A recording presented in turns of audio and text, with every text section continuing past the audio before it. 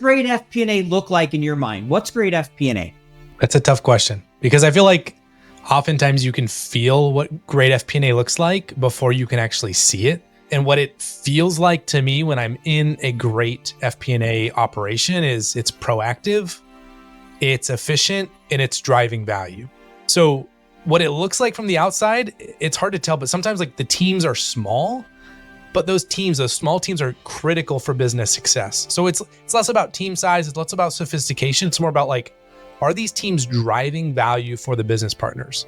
It's almost like a role where like, you don't know how valuable they are because they're working behind the scenes and working through business partners to drive the value. It's like, if you see a healthy company, you probably have a healthy FP&A team sitting behind it, driving it forward.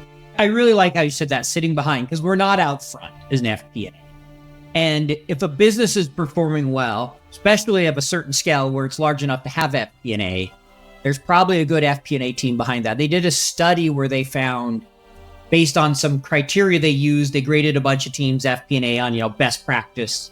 And they found in general, those companies that graded high on their FP&A had faster growth rates, higher profit margins. Yep. Which gets to what you say. You could generally see it in the bottom line.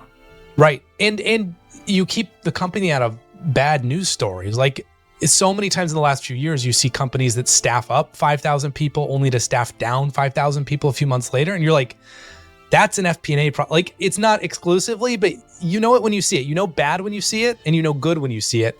And it's easy to feel when you're in it. And like, to your point, like the company results tend to show you the fruit of what I would call like the FP&A tree's labor. It's like a healthy tree is going to bear healthy fruit. Just look for the fruit and you'll see it.